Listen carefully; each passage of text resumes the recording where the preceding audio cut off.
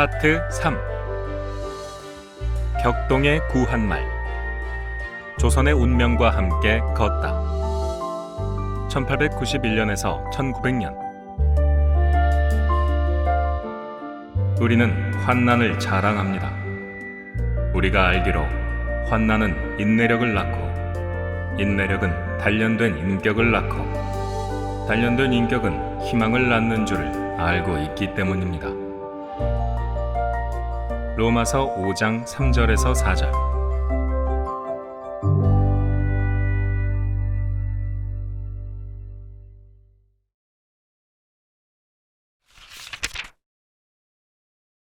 언더우드 타자기. 서울에서 제물포항까지 45km나 되는 거리를 릴리어스는 들것에 실려갔다. 가마에 앉아있을 수도 없을 정도로 상태가 나빠졌기 때문이었다. 그러나 다행히 배를 타고 일본으로 향하는 도중 릴리어스는 일어나 앉을 수 있을 정도로 기력을 회복했고, 고베와 요코하마에 잠시 기착했을 때는 확실히 차도가 느껴질 정도로 몸이 회복되어 갔다. 그런데 요코하마에서 태평양 횡단 증기선을 기다리고 있을 때 언더우드는 큰형에게 뜻밖의 슬픈 소식이 담긴 전보를 받는다.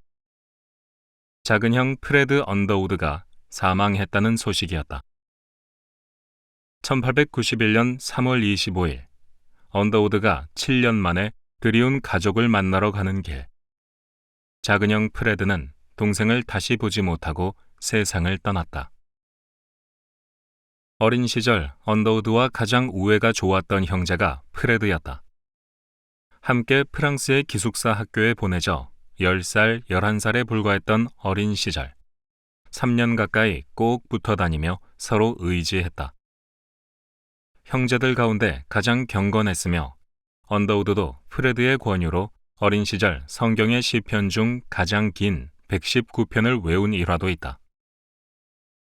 그러나 프레드는 어려서부터 몸이 약하고 폐가 좋지 않아 간유를 먹으며 침대에 누워 있었다고 한다. 미국으로 이주한 뒤에는 아버지와 형을 도와 잉크 공장에서 일했으며, 아버지 사후 형과 함께 1882년 브루클린으로 공장을 옮기고 1885년에는 형과 타자기 부품 회사를 설립하여 운영해왔다.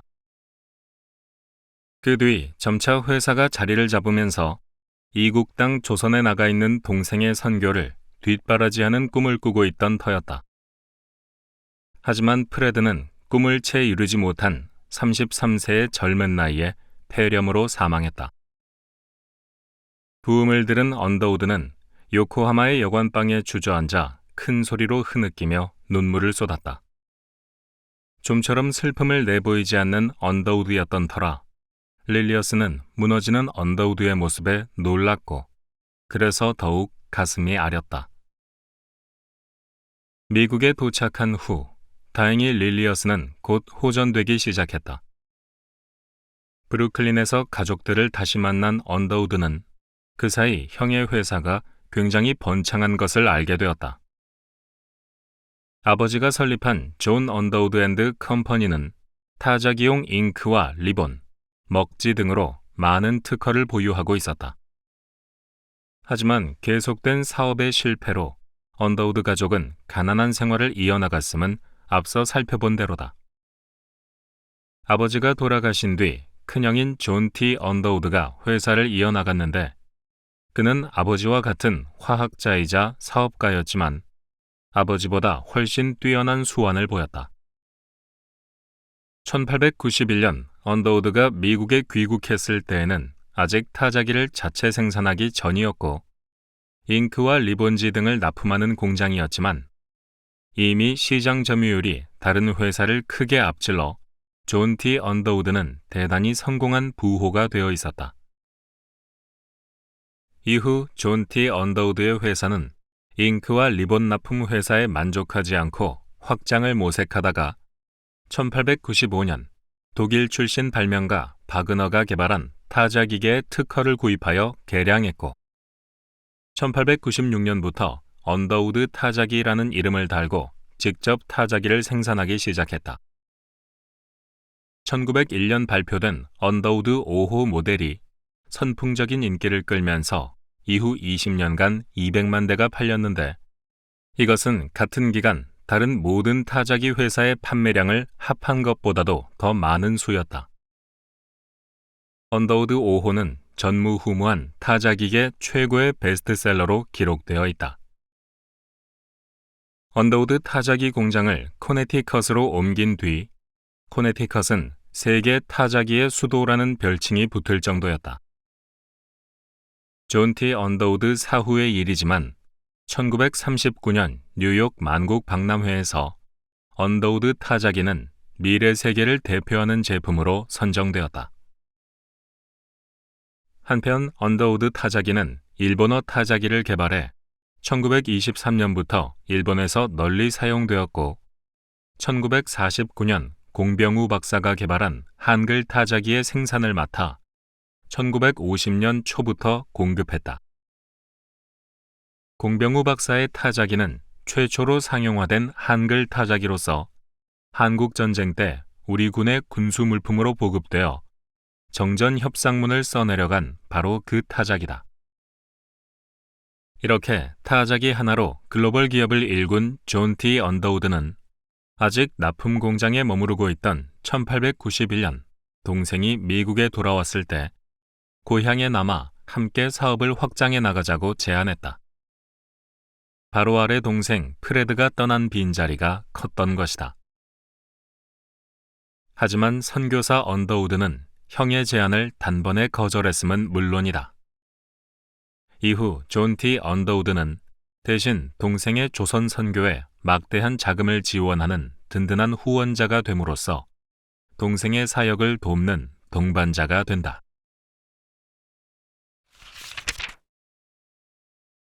미국에서의 조선 선교 지원 요청. 미국에서 언더우드는 릴리어스와 아기가 편히 쉴 수 있도록 임시 거처를 마련한 뒤 자신이 해야 할 일을 곧바로 시작했다. 바로 조선에 파송할 새로운 선교사와 선교 기금을 모으는 일이었다. 비록 1888년 4월 금교령이 한 차례 내리기는 하였으나 이전에도 이후에도 조선 정부는 선교사들의 전도 활동을 알고도 묵인하고 있었다.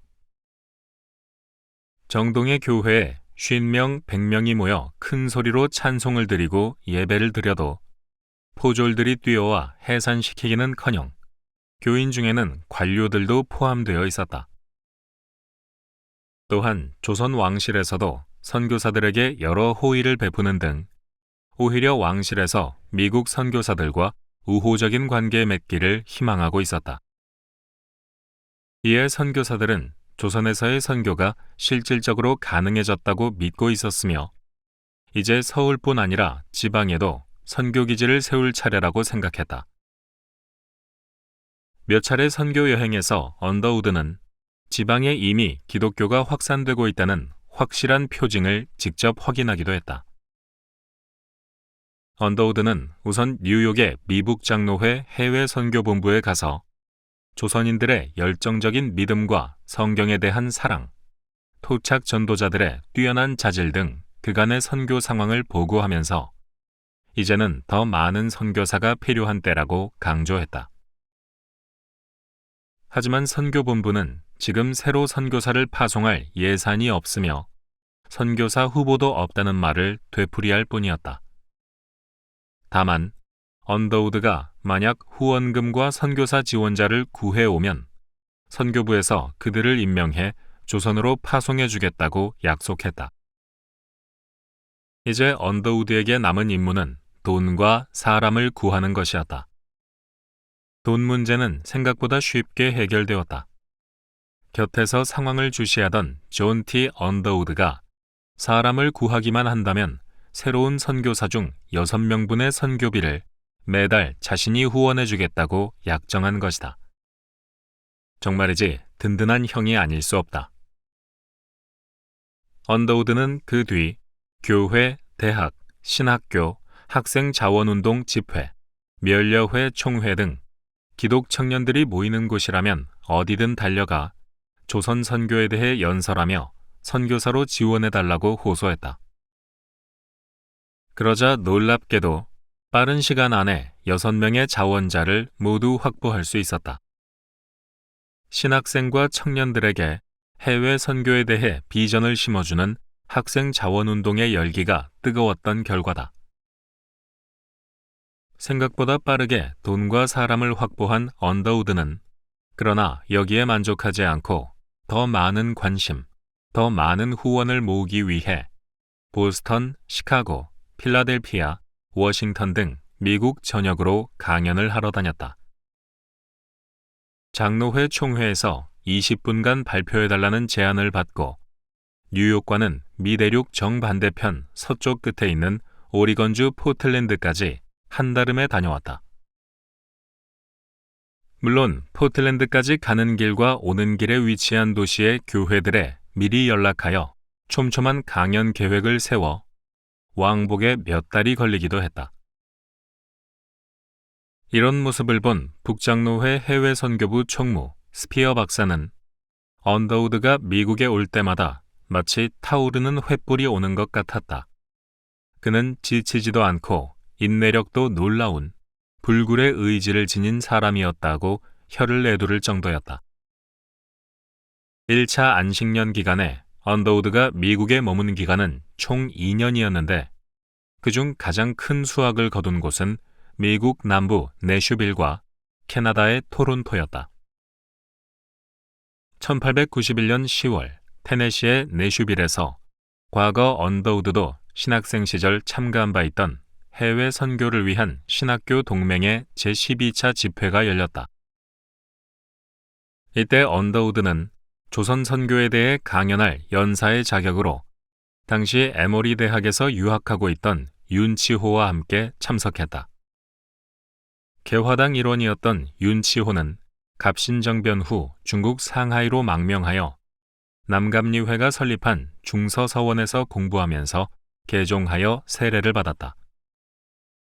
이후 선교사들의 도움으로 1888년 9월부터 1891년 6월까지는 벤더빌트 대학에서 신학을, 1891년 7월부터 1893년 10월까지는 에모리 대학에서 인문학을 공부한 바 있는데 에모리 대학에서 수학하던 당시 내슈빌 집회에 가게 된 것이다. 내슈빌 집회에서 언더우드는 환등기를 보여주며 조선에 대해 소개했고 지금 조선의 문이 활짝 열려 있으며 사람들이 복음을 기꺼이 받아들이고 있는 상황임을 강조했다. 윤치호도 조국의 복음화를 위해 선교사로 지원해달라고 요청했다. 언더우드와 윤치호의 설득력 있고 감동적인 연설을 들은 사람들 가운데 몇 명의 신학생이 조선에 큰 관심을 갖게 된다.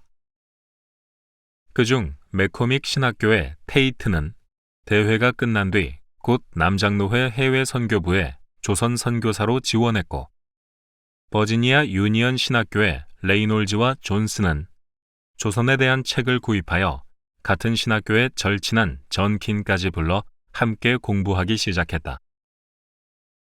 레이놀즈, 존슨, 전킨 3인방은 이후 언더우드가 유니언 신학교에 강연하러 오게 되자 준비위원회를 맡고 또 근처 남부 지역의 주요 교회에서 언더우드가 강연할 수 있도록 주선해주기도 하는 등 언더우드를 따라다니며 열성적으로 조선에 대한 이야기에 귀를 기울였다.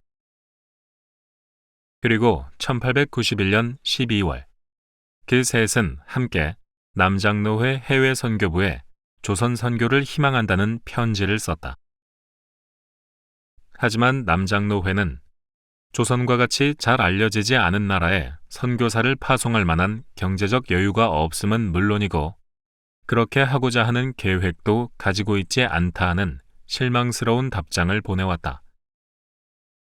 그러나 3인방은 이에 굴하지 않고 남장로회 선교 잡지에 조선 선교가 필요한 이유에 대해 글을 기고하고 교회를 돌아다니며 후원금을 모금하는 등의 노력을 이어갔다. 그러던 중 3인방이 처한 어려움에 대해 이야기를 들은 존 T. 언더우드가 남장로회에 조선 선교 기금으로 $2,000를 언더우드 자신도 $500를 기부하면서 남장노회의 조선 선교는 급물살을 탔다. 그리고 바로 이듬해인 1892년 여름, 레이놀즈, 전킨, 테이트를 비롯한 총 7명이 남장노회 개척 선교사로서 조선에 파송되었다. 남장노회는 전주, 군산, 목포, 광주, 순천 등 전라도 지역에 차례로 선교 기지를 세우면서 교회와 학교, 병원을 개척해 나갔는데, 이것은 언더우드가 미국에서 펼친 선교사 모집 활동의 직접적인 결과이기도 했다. 두 번째로 큰 수확을 거둔 곳은 토론토였는데, 언더우드는 여기에서 평생의 동역자인 올리버 에비슨 박사를 만나 그를 조선으로 향하게 했다. 에비슨은 영국 태생으로 6살 때 캐나다 온타리오로 이주한 뒤 성장했다. 온타리오 약학대학을 졸업하고 모교에서 약물학과 식물학을 강의하게 되었지만, 학장의 권유로 다시 토론토 의과대학에 진학하여 우수한 성적으로 졸업해 1887년부터 토론토 의과대학의 교수가 되어 양리학과 치료학을 강의했다. 에비슨은 이후 대학 교수이자 개업의, 토론토 시장의 주치의, 토론토 중앙 YMCA 이사, 셔본가 감리교회 평의회 회원이자 평신도, 빈민구제사업단인 희망단의 지도자 등으로 토론토에서 명성을 날리며 평온한 생활을 하고 있었다. YMCA를 통해 해외 선교사를 지망하는 청년들을 후원하는 모임을 주도하기도 했던 에비슨은 1892년에 언더우드라는 조선 선교사가 안식년으로 뉴욕에 와 있다는 이야기를 듣고 직접 그를 초청하여 강연회를 개최했다. 에비슨의 주선으로 언더우드는 토론토의 여러 집회와 교회에서 강연을 할 수 있었는데, 에비슨이 자신의 집에 초대해 함께 저녁을 먹는 자리에서 언더우드는 에비슨에게 조선의 선교사로 나올 생각이 없느냐고 직접적으로 물었다. 언젠가는 일본 쪽으로 선교하러 가면 좋지 않을까 생각하고 있던 에비슨 부부였지만, 그 언젠가가 언제인지 구체적으로 생각해 본 적은 없었다. 그런 에비슨 부부에게 언더우드가 엄청난 제안을 하고 간 셈이다. 몇 날을 고심한 에비슨 부부는 그 언제가 지금이라는 결단을 내리고 캐나다 감리회 해외 선교부를 찾아가 조선 선교사 파송 가능 여부를 물었다. 그러나 예산 문제로 거부당하고 만다. 그런데 얼마 지나지 않아 미북 장로회 해외 선교본부에서 에비슨에게 연락을 취했다. 언더우드가 뉴욕에 돌아가서 에비슨을 벌써 조선의 의료 선교사로 추천해 놓은 것이다. 그러한 부름에 에비슨 부부가 순순히 응하면서 에비슨은 의과대학 교수직과 토론토에서의 안락한 생활을 모두 버리고 어린아이 셋과 임신 중인 아내를 데리고 1893년 6월 미북 장로회 의료 선교사로서 조선에 부임했다. 에비슨은 그때까지 조선에 온 그 어느 의료 선교사보다 의사로서의 학력과 경력이 뛰어났다. 약학대학과 의과대학의 교수를 역임했고 개업의로서도 시장의 주치의로 임명되는 등 수년간 명성을 쌓았다. 에비슨의 권위와 성품, 노련함에 조선에 나와 있던 모든 의료 선교사들은 그를 따랐다. 입국 후 고종의 시의로도 임명되었는데 뛰어난 의술로 고종의 두터운 신임을 얻게 된다. 당시 제중원은 3대 원장을 맡은 빈턴이 병원에 파견된 정부 관리들의 횡포에 질려 따로 진료소를 차리고 나가면서 빈사 상태에 빠진 상황이었다. 에비슨은 부임 직후 제중원을 다시 본궤도에 올린 뒤 정부와 협상하여 1894년 제중원의 운영권을 미북장로회가 단독으로 넘겨받도록 했다. 1900년 뉴욕에서 열린 초교파 선교회의에서 석유 재벌 루이스 세브란스로부터 기부금을 이끌어내 1904년 남대문의 세브란스 병원과 의과대학을 세운 것도 에비슨의 업적이었다. 언더우드와 파트너십을 유지하며 서로의 선교를 지원했고, 연희 전문학교 설립 당시 부교장으로 취임한 에비슨은 언더우드가 사망한 뒤 연희 전문의 교장이 되어 장장 18년간 세브란스 의학전문학교 교장직과 더불어 연희 전문학교의 교장직도 맡아 언더우드의 교육 정신을 이어나갔다. 이렇게 남장노회 선교사들과 에비슨이라는 귀한 일꾼들을 확보하고 모교인 뉴욕대학교에서 1891년 명예 신학박사 학위까지 받은 언더우드는 2년여의 미국 일정을 마치고 조선으로 돌아갈 준비를 했다. 릴리어스의 관절염은 그간 많이 호전되긴 했지만 의사들은 조선의 집안의 고인은 습기를 뺄 수 없다면 돌아가서 관절염이 다시 악화될 수 있다는 우려를 비쳤다. 이 이야기를 들은 존 T. 언더우드는 언더우드 부부의 조선 집에 스팀 난방기구를 설치해 습기를 빼고 더운 물을 사용할 수 있도록 파이프, 연관공사 부품, 배관, 이중 창문 등의 자재를 모두 사서 들려보냈다. 이후 형의 배려로 언더우드 부부는 영국을 비롯한 유럽을 거쳐 홍해를 돌아 성지를 여행하고 중국 상하이와 일본 나가사키를 들러 조선으로 돌아왔다. 그때 영국에서 언더우드의 사촌인 레드패스가 언더우드 부부의 어린 아들 원한경을 돌봐주기 위해 함께 조선으로 동행하여 왔다. 이로써 언더우드 부부는 믿고 맡길 수 있는 사람을 얻어 언더우드도 릴리어스도 다시 사역에 집중할 수 있었고, 스팀 난방을 설치하여 릴리어스의 병이 악화되지 않을 만한 환경도 만들 수 있게 되었다.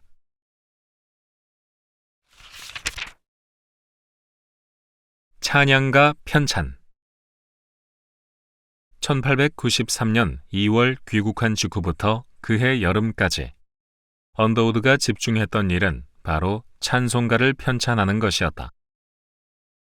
선교 초기 조선의 교회에서는 중국 만주에서 성경을 한글로 번역하고 또 그 책으로 전국을 돌아다니며 전도 활동을 펼친 서상륜과 백홍준이 성경 반포와 더불어 가르쳐준 중국의 찬송을 부르곤 했다. 백홍준이 개척한 의주교회나 서상륜이 개척한 소래교회 모두 예배에서 중국어, 즉 한자로 적혀있는 가사를 한글식으로 음역해 부르고 있었다. 예를 한 가지 들어보자. 오늘날에도 한국 교회에서 널리 불리고 있는 예수 사랑하심을 이라는 곡의 후렴구 날 사랑하심의 부분이다. 솔 미솔라도의 음의 중국어 가사는 주야 소의 아이다. 중국 발음으로 하면 주 예수 아이 워인데 그것을 한글 도금인 주야 소에아로 부르는 식이었다.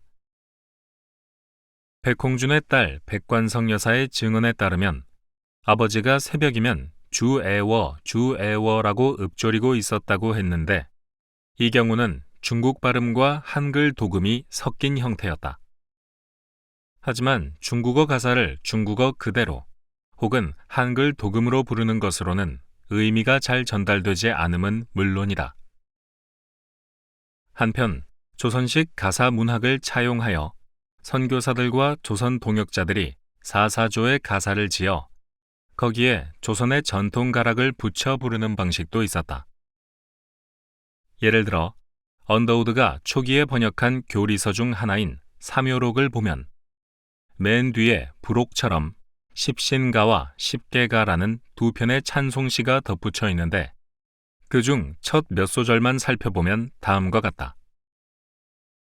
십신가. 독일무이 하신 참신 세계인물 만다시고 엄한 십계 나리시니 사람마다 지킬지라.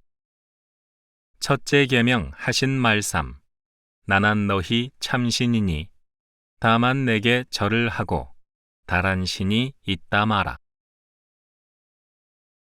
십계가. 나난민네 나난민네 여호와이 현디 만물 만다신 줄 나난민네 나난민네 나난민네 구세주가 육신으로 강생함을 나난민네 나난민네 나난민네 죽었다가 3일 부활하신 것을 나난민네 나난민네 나난민네 세상 끝날 다시 와셔 심판하심 나난민네. 이것은 전통적인 사사조의 가사 형식 안에 10계명이나 기본 교리의 내용을 집어넣은 시다. 운율이 잘 맞고 나는 믿네 등의 동일 어구를 반복시킴으로써 리듬감을 높이고 있다. 초기에는 서양 음악을 생소해하는 조선 교인들에게 이런 시를 지어 민요조나 낭송조 등의 가락에 맞춰 부르기도 했다.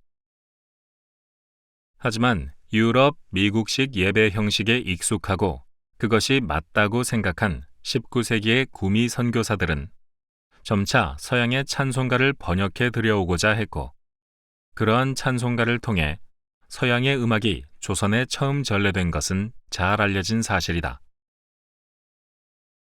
찬송가의 편찬은 감리회와 장로회에서 모두 시도되었는데 가장 먼저 발간되어 나온 것은 감리회의 찬미가로서 1892년이었다. 찬미가는 인천에서 활동하던 미북 감리회의 존스와 이화학당 2대 교장이었던 로드 와일러가 서양의 찬송가 중 27편을 선곡해 번역했다.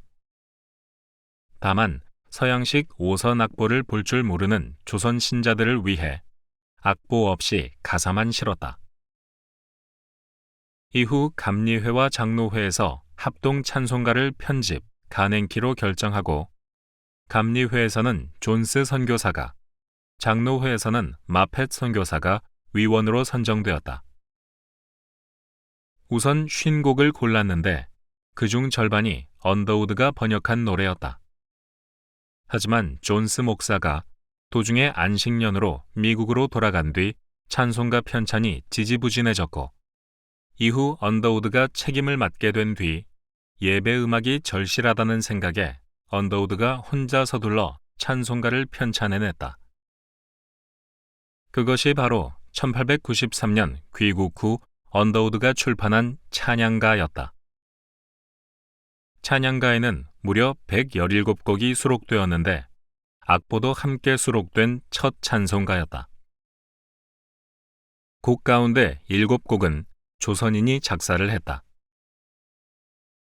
7곡을 제외한 110곡은 영어 찬송을 번역한 것인데 곡조를 맞게 하려 한즉 글자가 정한 수가 있고 자음도 고하 청탁이 있어서 언문자 고저가 법대로 틀린 것이 있는 등 음률에 맞는 한글 가사를 만드는데 애를 먹었다. 1894년 정식으로 출판이 이루어졌는데, 그러나 이 찬양가는 감리회에서는커녕 장로회에서도 공식적인 찬송가로 채택되지는 못했다. 언더우드가 가사에 사용한 신의 호칭이 문제가 된 것이다. 당시 조선 선교사 가운데에서는 지금은 하나님으로 개신교 성경에서 사용하고 있는 신의 호칭을 어떻게 번역할 것인가를 놓고 팽팽한 대립이 이어지고 있었다. 헬라어 성경 원문에서 theox로 표기된 단어가 라틴어의 띠오스를 거쳐 영어의 갓으로 번역되어 이어졌는데, 이 단어를 만주의 존 로스는 하느님으로, 일본의 이수정은 신으로 번역했다.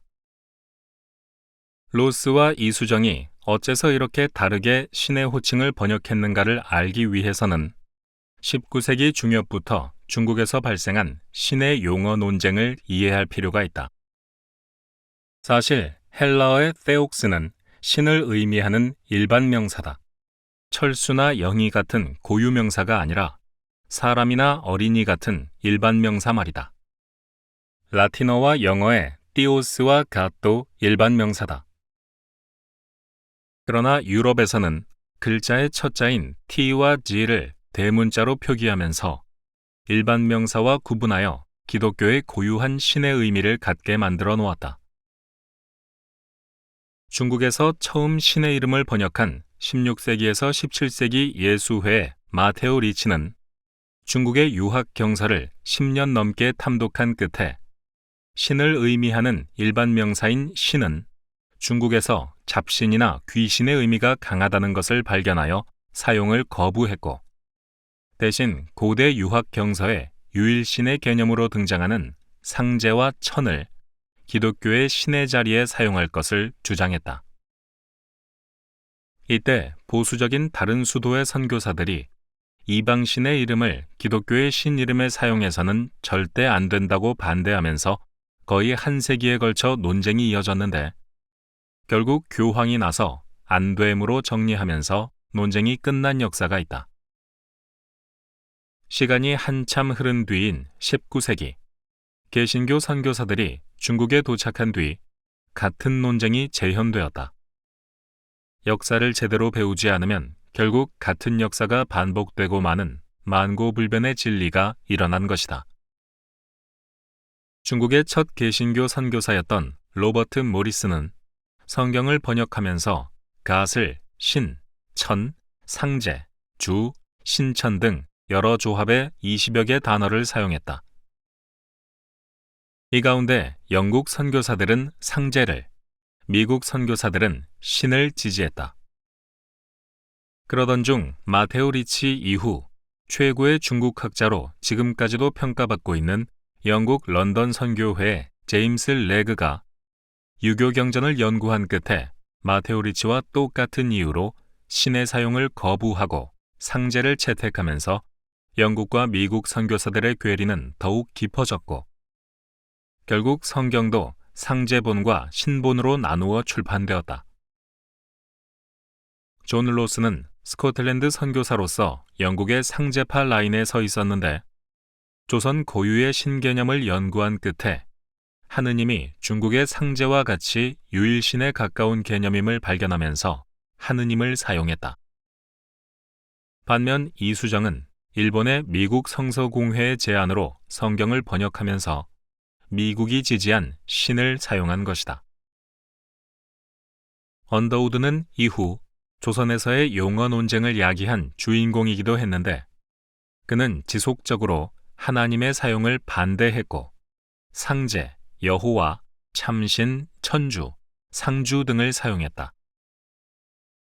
1887년에 이수정 역본 마가복음을 개정한 가장 큰 이유도 이수정 역에 신의 아들 예수 그리스도로 되어 있는 첫 구절이 조선인들에게는 귀신의 아들로 오해될 소지가 있다는 이유에서였다. 언더우드 아펜젤러 역본 마가복음에는 상제의 아들 예수 그리스도로 수정되었다. 1894년 찬양가에서도 언더우드는 야화화, 상주, 주를 사용했는데, 장로회의 대다수 선교사들이 하나님을 지지하는 상황이었던지라 찬양가의 공식적인 채택이 끝내 거부된 것이다. 결국 언더우드는 여러 조선의 경서들을 연구한 끝에 1904년 무렵 하나님의 사용을 수용하면서 이후 한국의 모든 성경과 찬송에서 하나님이 공식적으로 사용되었고 용어 논쟁도 종결되었다. 오랜 연구 끝에 언더우드 스스로 납득할 만한 결론에 이르자 자신이 20년이나 고집을 부리며 사용을 거부했던 하나님을 받아들인 것인데, 이것은 언더우드가 완고한 가운데에서도 합리성과 논리성에 비추어 합당하다면 자신의 고집을 내려놓고 상대의 의견을 수용할 줄 아는 포용력을 보여준 사례로 볼 수 있다. 비록 찬양가가 장로회에서 공식적으로 채택되지는 않았지만 교회 수요가 많아 1895년 2판, 1896년 3판, 1898년 4판을 내리 찍었는데 2판에서부터는 5선 악보를 빼고 가사만 남겼다. 악보를 읽을 줄 아는 사람이 선교사 빼곤 아무도 없다는 사실을 뒤늦게 깨달은 결과였다. 가사만 새로 쓰기로 남긴 대신 글자 크기를 키워 가독성을 높였다.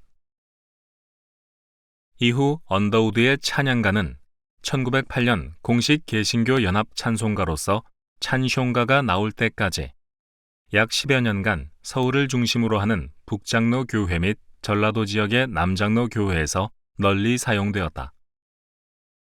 연합 찬송가가 나온 이후 언더우드는 찬양가를 더 이상 출판하지 않았다.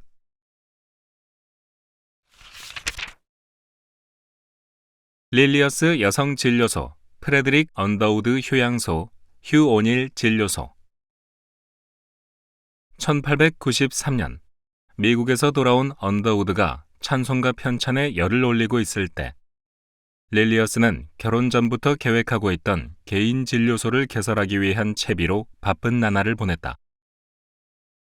1889년부터 제중원은 예산이 삭감되면서 필요한 약도 제대로 구비하지 못한 채 어려움 속에 허덕이고 있었다. 이때 릴리어스는 선교부에 따로 여성 전용 진료소를 마련해달라고 요청했다.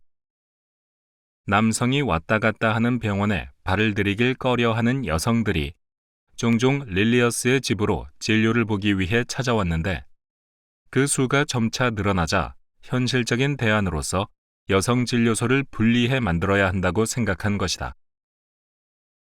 이야기가 잘 진행되어 1891년 여성 진료소 설치를 위한 약품비, 조수비, 가마꾼비 등 $190를 다음 해 예산으로 선교부에 신청했다. 관절염 치료를 위해 미국에 갔다가 2년 뒤 조선으로 돌아온 릴리어스는 여성 진료소 설립에 배정된 $190를 이용해 서대문 밖 큰 나무골에 진료소를 열었다. 3명 정도 입원도 가능한 작은 병원이었다. 릴리어스는 여성 진료소에 찾아오는 환자를 보는 것 외에도 바깥 출입을 꺼려하는 여성 환자들을 위해 왕진을 다녔다. 위중한 환자 1명을 위해 몇 달에 걸쳐 총 42회나 왕진을 가기도 하는 등 릴리어스를 부르는 여성 환자가 늘어났고 그러한 부름에 릴리어스는 주저없이 달려갔다. 같은 해인 1893년 말 언더우드는 버려진 병자들을 돌볼 치료소를 만들 계획으로 서대문 밖 수목이 울창한 언덕의 부지를 한 군데 사서 훌륭한 조선식 집을 지었다. 서울에서는 연고가 없는 사람이나 신분이 낮은 사람이 병으로 쓰러지면 죽기 전에 서소문이나 광희문 밖에 내버려두는 관습이 있었다.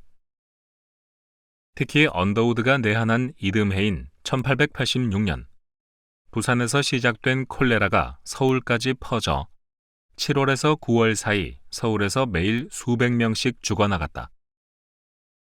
죽지 않은 사람들도 서소문 밖에 내던져졌다.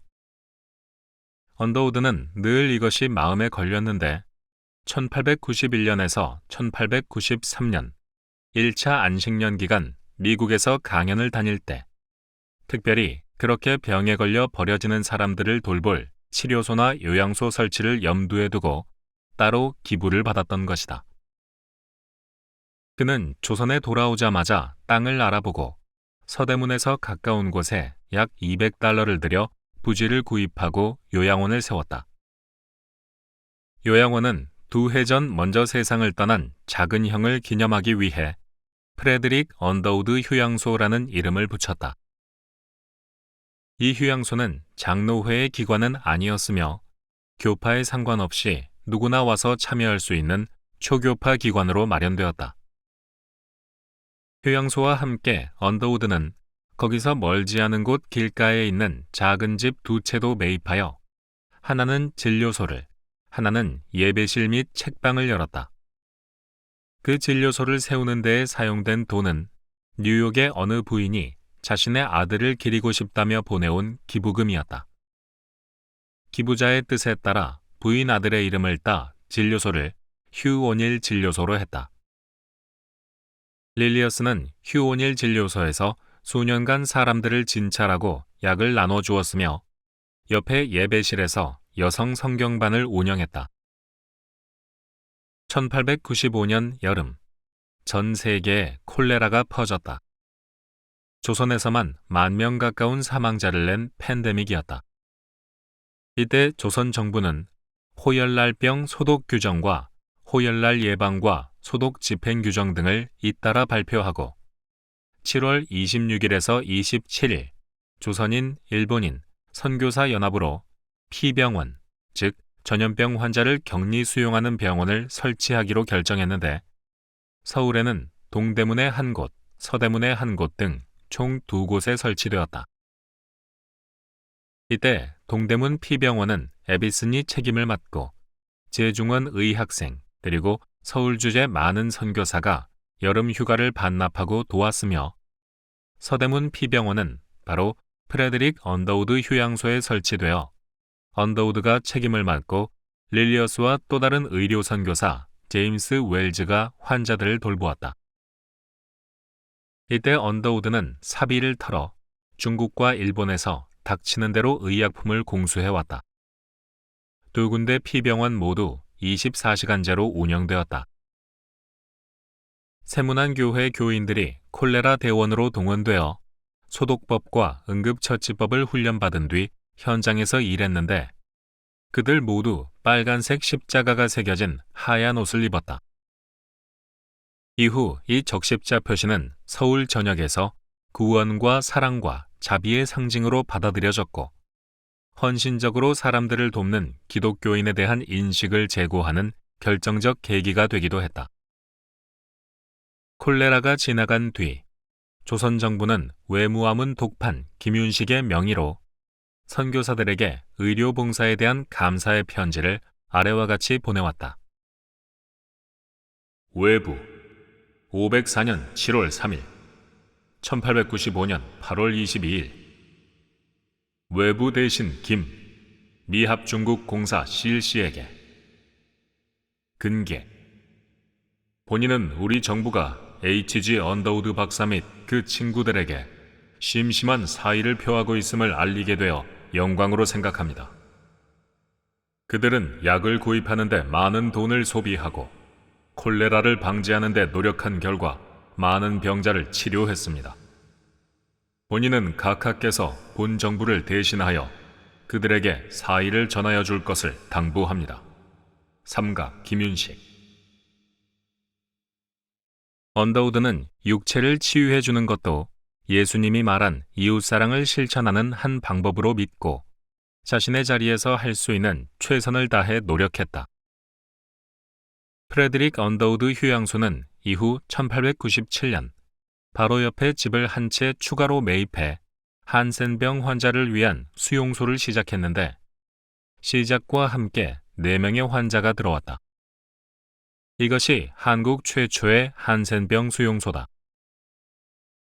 이후 1902년과 1903년에는 프레드릭 언더우드 휴양소가 빈곤한 아이들을 보살피는 집으로 바뀌어 언더우드가 개인 경비를 들여 2명의 여성을 고용하여 아이들을 돌보고 가르쳤다.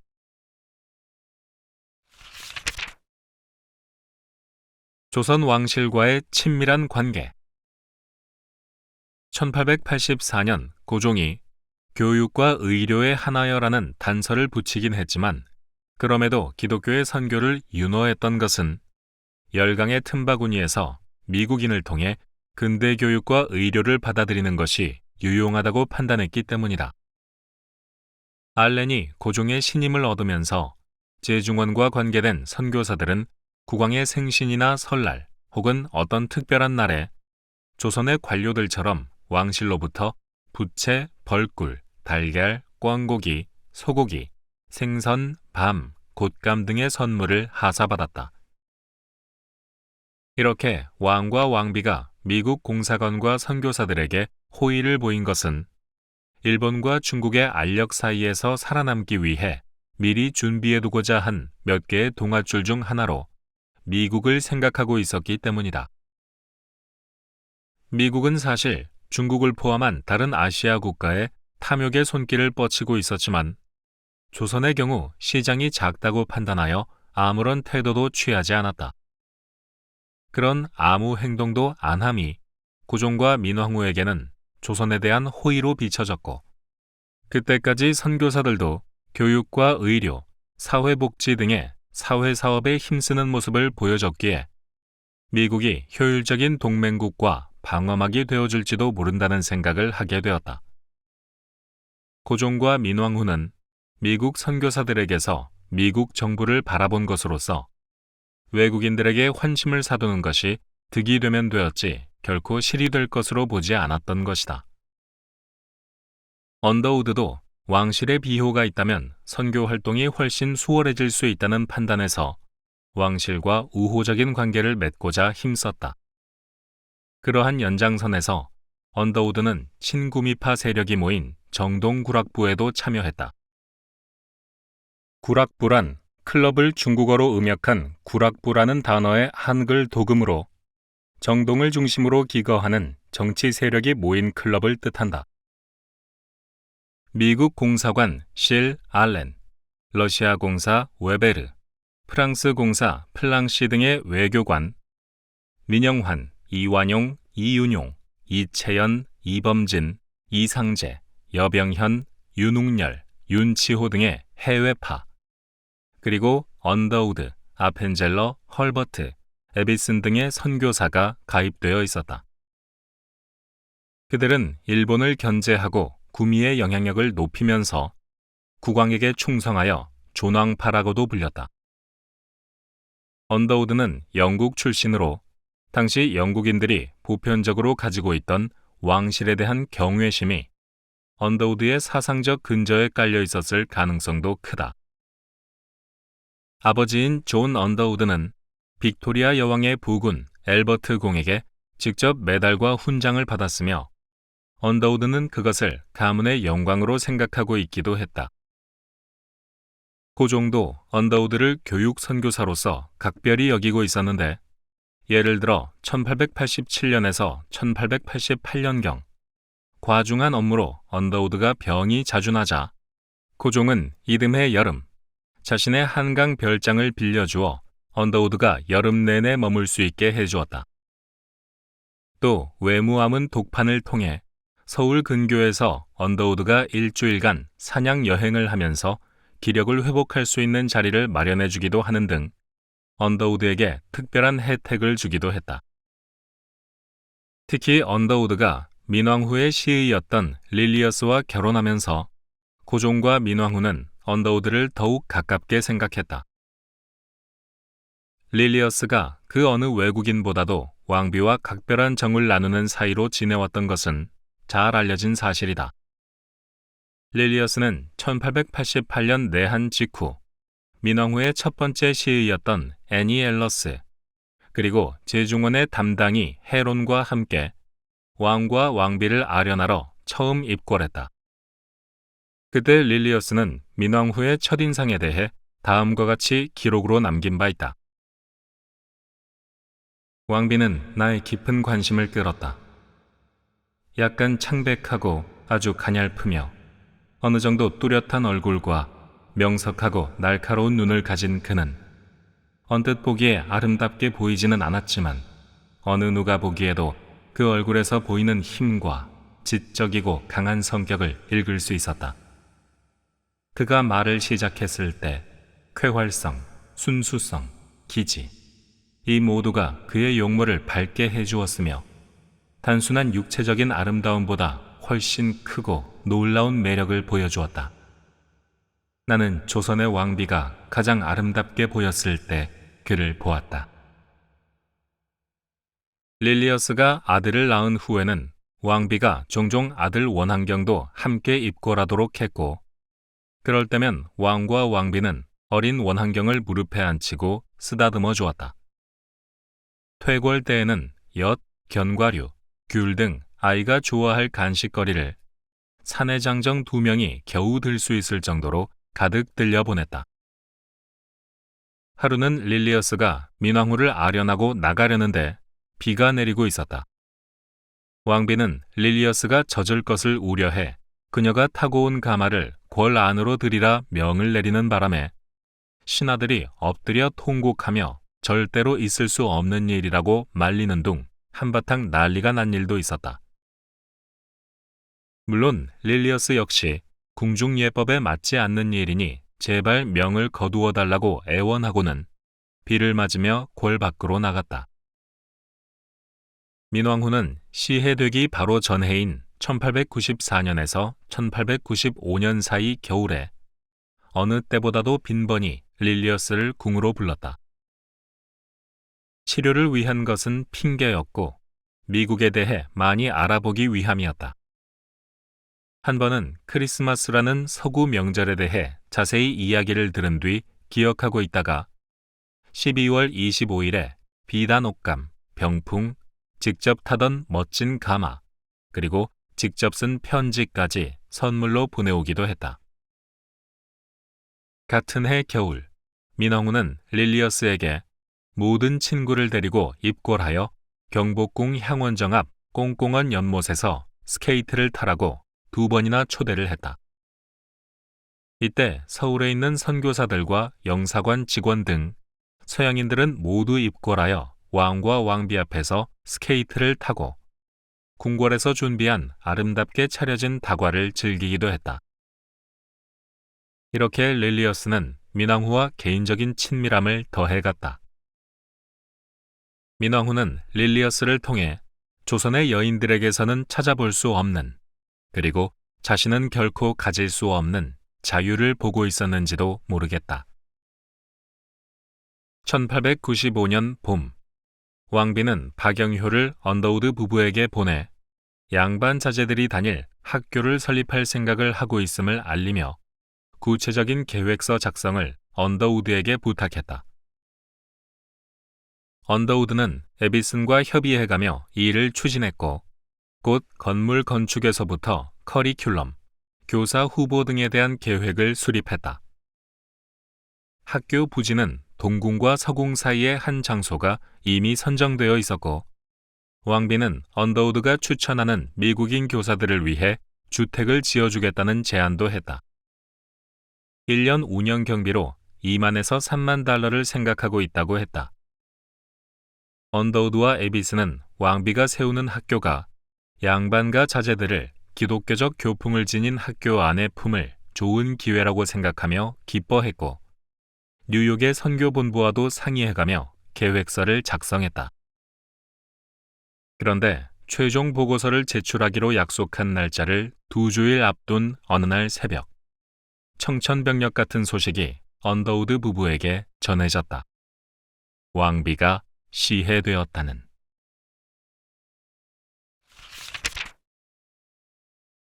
명성황후 시해와 춘생문 사건. 1895년 10월 8일 새벽, 민왕후가 궁궐에서 일본 낭인들에 의해 시해당했다. 전 조선인은 물론이요, 왕실과 친분을 쌓고 있던 선교사들에게도 그 충격은 이루 말할 수 없었다. 특히 릴리어스에게는 정치 외교적 차원의 충격이나 선교적 차원의 손실이 아닌 가까운 벗을 잃은 비탄이 날카롭게 심장을 찌르는 듯했다. 릴리어스는 선교 잡지에 왕비를 시해한 자들의 야만성에 대해 분노를 표출하며 비통해했다. 언더우드 역시 명성황후 시해 사건을 계기로 고종을 그저 잘 보이면 득이 되는 남의 나라 국왕이 아닌 나라도 지켜줘야 할 애처로운 군왕으로 그 관점이 드라마틱하게 전환된다. 몰락해가는 왕실에 대한 안타까움이었을 수도 있고 인간적인 연민이었을 수도 있다. 가깝게 교류하며 왕과 왕비가 가진 고뇌와 번민을 10년간 옆에서 바라봤던 언더우드로서는 특히 자신의 부인과 아이에게 각별한 애정을 보여준 근엄한 왕비가 처참하게 살해당한 야만적 행위에 분노하지 않을 수 없었고 이후 고종을 보위하는 존왕파 편에 서게 되는 행보를 보인다. 을미사변 이후 고종은 아내를 죽인 일본 및 친일 관리들에 의해 경복궁 뒤편에 건청궁에 연금된 처지로 지내야만 했다. 러시아, 영국, 프랑스, 미국 등 서구 여러 나라의 공사들과 선교사들은 왕비에 이어 왕도 살해될지 모른다고 생각해 왕의 신변을 확인하기 위해 각국 공사들이 번갈아 입궐하여 고종을 살폈다. 그때 언더우드는 미국 공사관의 통역을 맡아 함께 궁에 들어갔다. 고종은 공포에 질린 핏기 없는 얼굴로 자신도 살해될지 모른다는 두려움에 빠졌다. 당시 고종의 곁을 살핀 또 다른 선교사 중 한 명인 게일은 고종의 모습에 대해 다음과 같이 기록해둔 바 있다. 국왕이 처한 처참한 모습은 보기에도 딱했다. 그는 흐느껴 울면서 곤전은 일본 사람들이 학살했다고 호소하면서 어느 누가 이 비참한 공경에 처한 자신을 구원해 주랴. 국왕은 국모 참살의 원수를 갚아주는 사람에게 자신의 머리를 깎아 신발을 만들어 주겠노라 뇌고 있었다. 고종은 자신이 독살당할지도 모른다고 생각하여 수락관에서 올린 음식에는 입도 대지 않았다. 날달걀이나 깡통의 연유 등 눈앞에서 개봉이 가능한 음식만 먹었다. 이를 보다 못한 러시아 공사의 부인과 언더우드 부인이 번갈아 음식을 준비해왔다. 둘 다 민왕후와 가까운 사람들이었다. 언더우드 부부는 사택에서 음식을 만들어 주석 금고에 넣고 자물쇠를 채웠다. 언더우드가 자물쇠의 열쇠를 고종에게 직접 건네야만 고종은 안심하고 금고를 열어 안에 있는 음식을 먹었다. 고종의 음식을 만드느라 언더우드 사택에는 긴장감이 돌았다. 불안에 떨던 고종은 미국 공사 실에게 선교사들을 입궐시켜 자신을 지킬 수 있도록 배치해달라고 부탁했다. 이에 언더우드를 비롯한 선교사들이 매일 밤 2명씩 권총을 차고 고종의 침소 근처에서 경비를 섰다. 거의 7주 동안 이어진 야간 경비 당번을 섰던 선교사는 언더우드 외에 에비슨, 헐버트, 게일, 존스 선교사가 있었다. 그들은 미국인 목격자가 있으면 왕에게 직접 위해를 가하는 일은 피할 수 있다고 여겼고 그때까지 자신들이 받은 왕실의 호의에 보답하고자 가련한 왕을 보위했다. 고종은 살얼음판 같은 궁궐에서 탈출하여 미국과 러시아 등 공사관이 밀집한 정동으로 가고 싶어 했는데 어느 날 고종은 그러한 자신의 바람을 적은 밀지를 언더우드의 손에 슬며시 쥐어주었다. 그리고 언더우드가 그 밀지를 국왕 충성파에게 전달하면서 거사 계획이 시작되었다. 고종을 서양 공사관으로 몰래 이어시키려는 거사가 처음 시도된 것은 1895년 11월 28일이었다. 실제 악원 파천에 성공한 1896년 2월 11일의 거사는 2차 시도였다. 1차 시도는 춘생문 사건이라 부르는데 일본 공사관 및 김홍집 내각이 미리 정보를 입수하면서 결국 실패했지만 거사 당일 미국 선교사 3명이 직접적으로 관계했다. 언더우드, 에비슨, 헐버트이다.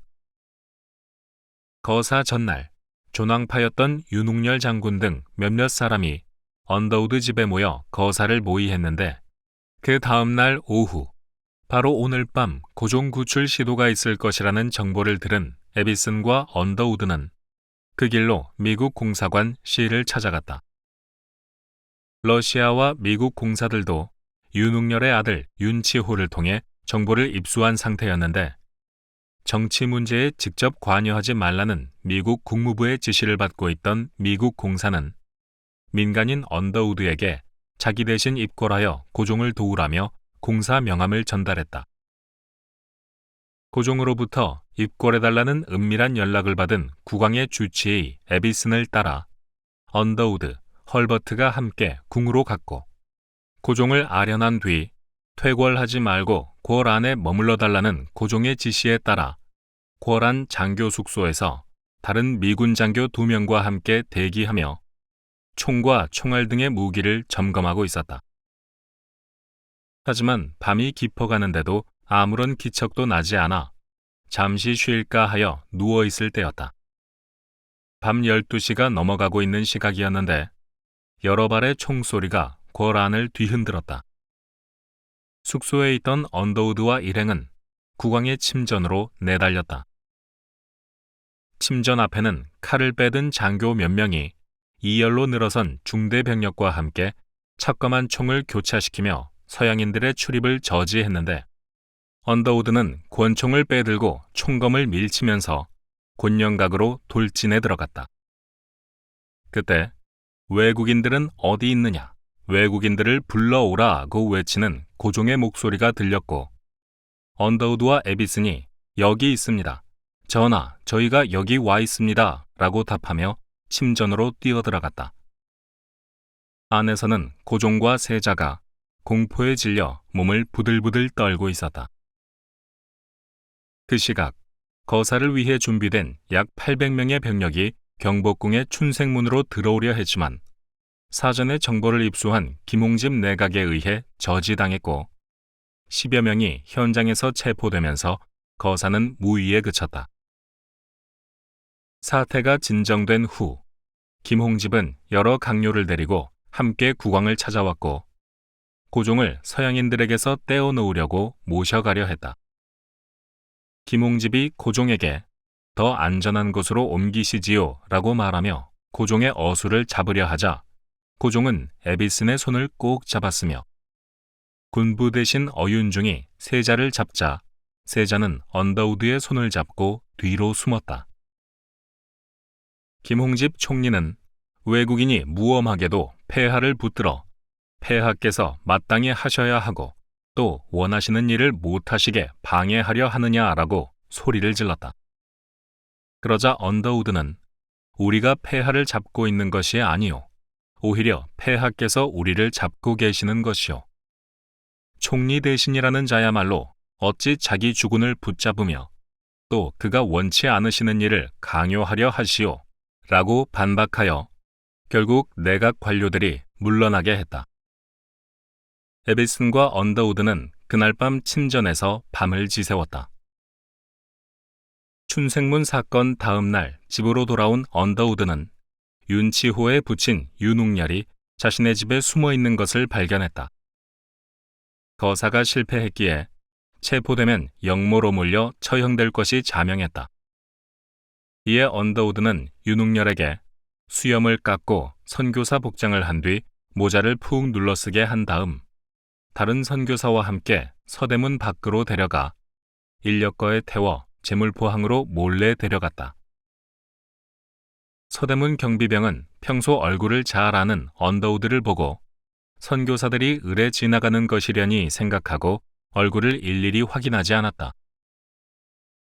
윤웅열은 제물포항에서 러시아 함선을 타고 중국 상하이로 망명하여 예전에 아들 윤치호를 비호하여 주었던 남감유해 선교사들의 보호를 받으며 당분간 생활했다.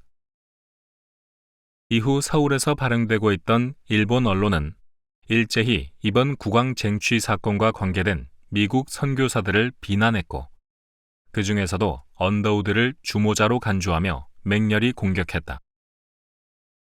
이후 한동안 언더우드가 일본 공사관과 김홍집 내각의 감시를 받게 된 것은 두말할 필요도 없을 것이다. 이렇게 언더우드는 자신도 모르게 구한말 역사의 소용돌이에 휘말리며 그 무대의 한 장면에 서게 되었다. 선교사들이 국왕을 구하고자 했던 이 사건은 조선 기독교회의 교인들에게도 하나의 각성이 되었다. 아직 공화정이나 민주주의를 알지 못하는 대부분의 조선 백성에게는 국왕이 곧 나라였고 민족이었다. 먼 나라에서 온 선교사들이 국왕, 곧 나라를 지키기 위해 애쓰는 모습은 조선교회 교인들로 하여금 교회도 나라와 민족을 지킬 수 있고 또 지켜야 한다는 것을 깨닫게 하는 하나의 계기가 되었다.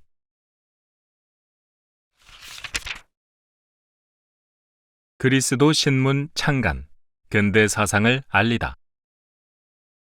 1890년대 중반부터 조선은 거센 정치적 소용돌이로 격변을 겪는다.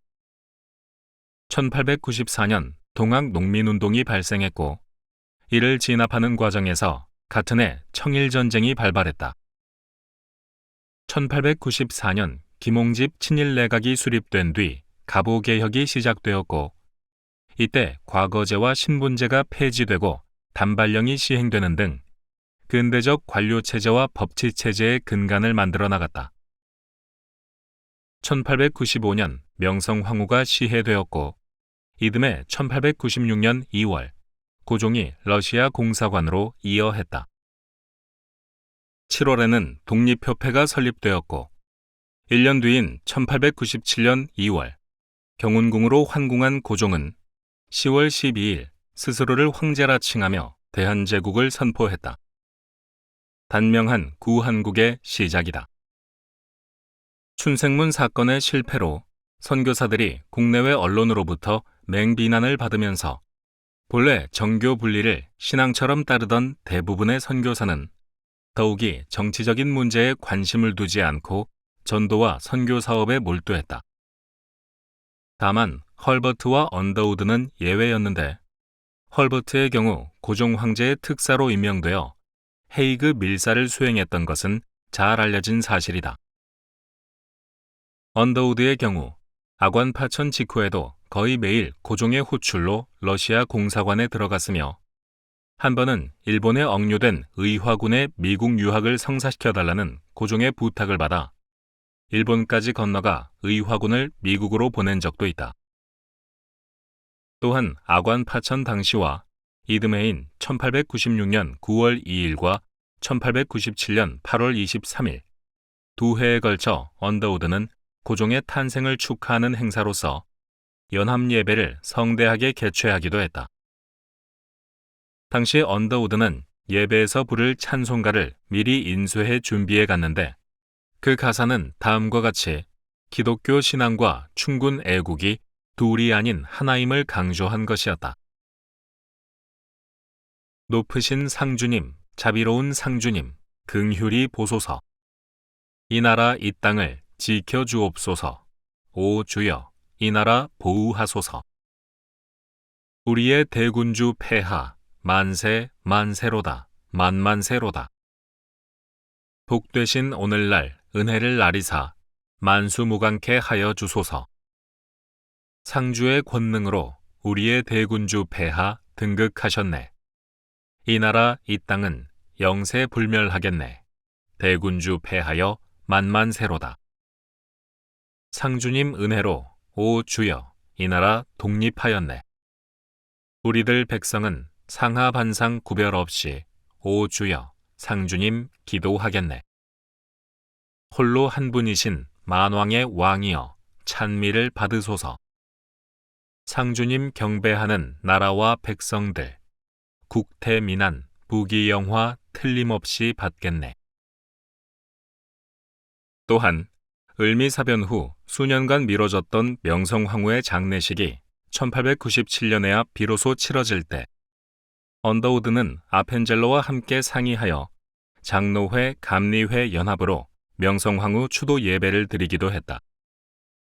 이날 예배의 설교를 맡은 언더우드는 명성황후께서 병환이 계셔서 1000명으로 승하하시고 인산대를 당하였더라도 나라 신민이 되어 사람마다 비감할 것이거늘 하물며 역적의 손에 변란을 당하심이리요. 우리가 오늘 한 곳에 모임은 황후를 위할 뿐 아니라 하나님께서 나라를 도우사 교회가 흥왕케 하시기를 원한다 라고 하면서 나라가 맞은 비극을 함께 슬퍼했다. 하지만 미국 국무부의 경고, 선교본부에서의 우려, 동료 선교사들의 만류 등으로 인해 언더우드가 다시 직접적으로 정치 현장에 뛰어드는 일은 없었다. 다만 만국의 현실을 직접 목도한 언더우드는 자기만의 방식으로 한국인을 도와주려 하는데 그것은 언론, 출판, 청년운동 등을 통해 국민들이 근대 사상에 눈을 뜨도록 돕는 것이었다. 1897년 4월 1일 언더우드는 순한글 주간 신문인 그리스도 신문을 개인 사비를 들여 창설했다. 1901년 5월 두 번째 안식년을 가기 전까지 편집, 발행, 기고 등 모든 책임을 언더우드 혼자 도맡았다. 그리스도 신문은 기독교 신문이었지만 비기독교 독자를 염두에 두고 발행된 신문으로서 조선의 문명 개화에 기여하는 것을 발간의 주된 목적으로 삼고 있었다. 당시 기독교회의 교인들 가운데 수적으로 가장 많은 것은 평민과 여성이었다. 그러한 상황에서 언더우드는 교회에서 자신이 직접 만나 교류하기 힘든 상류층 청년을 변화시키는 한 방법으로서 신문 발행을 생각해낸 것이었다. 이것은 독립협회의 활동과도 궤를 같이 한 것이라고 볼 수도 있으며 19세기 말 옆나라 중국에서 남감리회 선교사 영 알렌이 창립한 만국공보라는 신문이 청말 개혁론자들에게 직접적인 영향을 미쳐 변법 자강운동 등의 실질적인 개혁을 이끌어냈던 것도 언더우드에게 큰 자극이 되었을 것이다. 무엇이든 대충 하는 법이 없는 언더우드는 신문 창간을 위해 주변 국가에서 발행되고 있는 기독교 계통의 신문과 정기 간행물을 수집해 면밀히 연구했고, 미국과 영국의 유명 신문사의 편집자, 언론인, 출판사에 편지를 보내 조판과 활자 등 기술적인 문제에 대해 자문을 구했다. 그리고 정동의 사택에서 신문 제작 일에 뛰어들었다. 창간 특집 기사에서부터 언더우드는 신문의 서구 문명의 부강함과 조선의 낙후성을 비교하며 조선도 깨우쳐 나가면 문명한 새로운 때를 맞이할 수 있다는 전형적인 문명 개화론의 논리를 펴나갔다.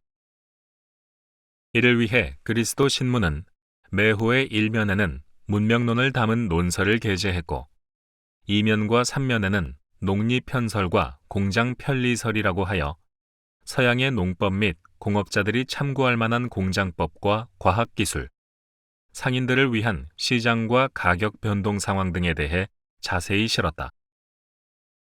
또한 각국 통신, 외국 통신 등을 통해 세계 각지에서 어떤 일이 일어나고 있는지 보여주며 세계로 시선을 돌리도록 유도했다.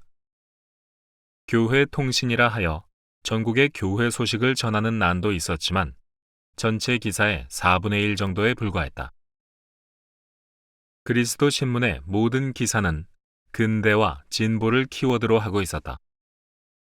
당시 서양에서는 문명론에 근거하여 세계를 야만, 반개화, 문명개화 3단계로 구분하고 있었는데 조선은 반개화 상태라고 진단하곤 했다. 그러한 반개화에서 미국이나 유럽 국가들과 같은 문명 개화로 갈 수 있는 여러 가지 구체적인 방법들을 그리스도 신문은 소개하고자 했던 것이다. 신문은 크게 4가지 차원에서 문명화가 필요하다고 주장했는데, 첫째는 물질적인 차원의 문명화로서 농업, 공업, 상업을 발달시켜야 한다는 것이었다.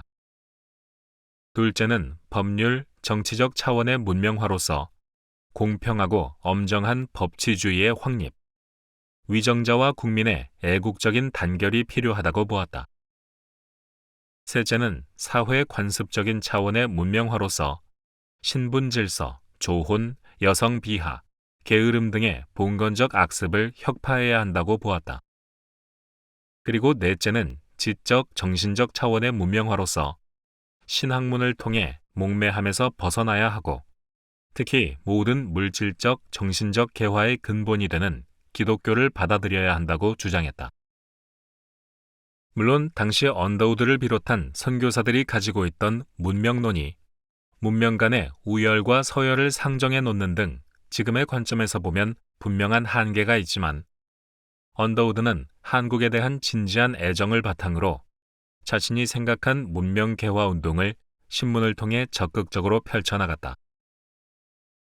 그리스도 신문은 1904년 장로회의 기관지가 될 때까지 언더우드 사비로 간행되었고 이를 위해 상업적 광고를 실었다. 1905년부터는 장로회 감리회의 연합신문으로서 발행되었고 1915년에 이르러 감리회의 신문 그리스도인 회보와 통합하여 초교파 기독교 언론 기독신보가 되어 1937년 강제 폐간될 때까지 대표적 기독교 저널리즘으로서 그 명맥을 이어갔다.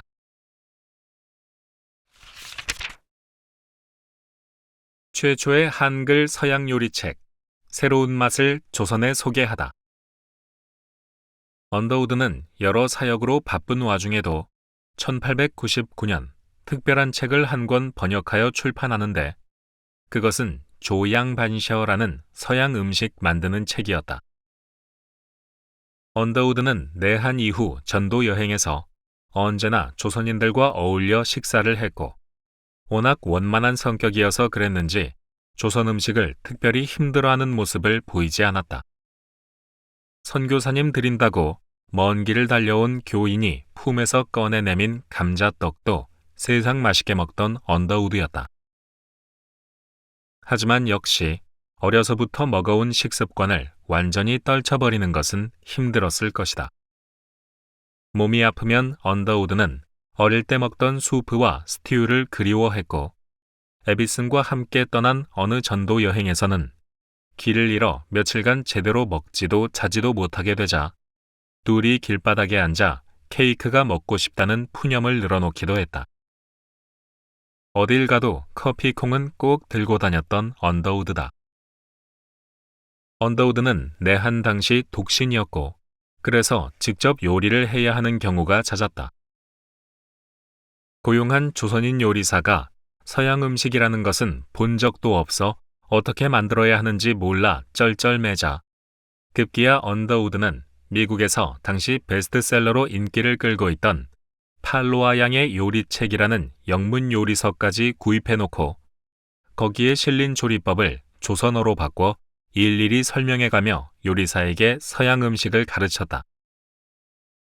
특히 고기를 좋아했던 언더우드와 헤로는 원하는 소고기 부위를 얻기 위해 둘이 함께 푸주간 운영 허가까지 발급받아 일꾼들에게 소를 도축하여 미국식으로 고기 자르는 법을 가르칠 정도였다. 이렇게 언더우드는 내한 초기부터 고기 자르는 법, 고기 굽는 법, 감자 요리법, 소스 만드는 법 등을 일일이 시범을 보이며 요리사에게 가르치다가 본인 요리 실력도 늘어 결혼할 때쯤에는 웬만한 코스 요리 정도도 혼자 뚝딱 해낼 정도의 수준이 되어 있었다. 릴리어스와 결혼한 뒤에도 특히 지방여행을 갈 때의 식사 당번은 늘 언더우드의 몫이었는데 신혼여행 때 관북 지역에 도착했을 때에는 현감을 포함한 지역 유지들을 초대해 서양식 코스 요리를 준비해 그들을 놀라게 한 적도 있다. 이때 언더우드는 에피타이저로 수프와 생선 요리를 준비하고 메인 요리로 토마토, 밤, 양파로 속을 채운 뒤 사과 소스를 겉에 발라 구운 돼지고기 요리를 후식으로 크래커에 마멀레이드를 얹은 디저트와 커피를 준비했다. 그러나 사역이 바빠지면서 식사 때마다 조선 요리사들에게 서양 음식 요리법을 알려주는 것이 불가능해졌는지 내한한 지 15년 만인 1899년 서양 요리책을 한 권 직접 번역 출판하기에 이르렀다. 저본은 중국 침례교 선교사 크로퍼드의 부인이었던 마사 크로퍼드가 1885년 상하이의 장로회 출판사 미화서관에서 간행한 같은 중문 제목의 조양반서였다. 중문본에서 번역을 했지만 음식 이름은 대개 영어 발음에서 직접 옮겼다. 총 271개의 조리법을 16가지의 종류로 묶어 소개했는데 그 16개의 분류명을 살펴보면 다음과 같다. 탕 6가지, 소탕 5가지, 생선 10가지, 나물 17가지, 고기 끓이는 법 41가지, 신실과 8가지, 알 4가지, 당식 32가지, 찜 6가지, 섞인 종류 46가지, 면피 4가지, 밀떡 종류 10가지, 푸딩 22가지, 우유떡 종류 36가지, 단국 11가지, 여러 가지 섞인 종류 24가지. 서양 음식은 주로 수프, 메인 요리, 샐러드, 빵, 후식 등으로 구성되는데 이 책의 요리들도 비슷한 차례로 구성되어 있다. 위에서 탕이란 육탕, 게탕, 조개탕 등의 수프다. 생선과 고기 끓이는 법에 나오는 것이 바로 메인 요리인 생선 요리와 고기 요리인데 볶는 법, 지지는 법, 끓이는 법, 찌는 법 등의 기본 요리법과 고기의 경우 종류별 그리고 부위별 조리법에 대해 설명했다. 나물이라고 되어 있는 것은 감자, 토마토, 옥수수, 콩 등의 구운 채소 요리를 일컫는데 재미있는 것은 케첩 만드는 법도 여기에 들어가 있다. 신실과는 피클이며 당식은 잼, 젤리, 마멀레이드, 찜은 파이와 타르트, 면피는 페이스트리류의 빵, 푸딩은 말 그대로 푸딩, 단국은 커스터드, 버터, 아이스크림류, 밀떡은 빵, 우유떡은 케이크, 여러 가지 섞인 종류에는 생강술, 애플티, 포도주, 초콜릿, 통조림, 햄, 소시지, 커피 등 다양한 저장식품을 직접 만드는 방법을 다루고 있다. 빵류를 밀떡이나 우유떡, 면피라고 표현하는 것이 재밌는데 이것은 앞서 살펴본 것처럼 언더우드의 영한 사전에 빵이 떡으로 되어 있는 것과 같은 맥락이라고 할 수 있다. 다만 빵과 케이크를 구분하기 위해 밀떡, 우유떡이라고 표현하고 있는 것이 참신하다. 케이크에는 빵보다 우유가 더 많이 들어가는가 보다. 고기 음식이 41가지, 밀떡, 우유떡이 46가지로 가지수로 치면 가장 많다. 당시 레시피가 어떻게 서술되었는지 살펴보기 위해 두 가지 요리법만 살펴보려 한다. 하나는 일본 요리로 소개되고 있는 육탕, 즉 고기 수프다. 맞춤법은 현대어로 바꿨다.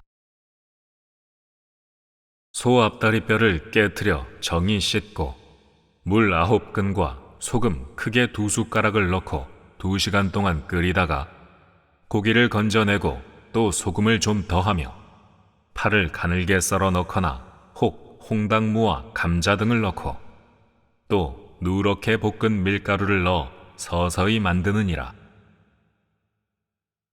요즘의 요리책과는 달리 재료와 용량이 따로 정리되어 제시되어 있지 않고 조리법을 기술하는 가운데 포함해 놓았다.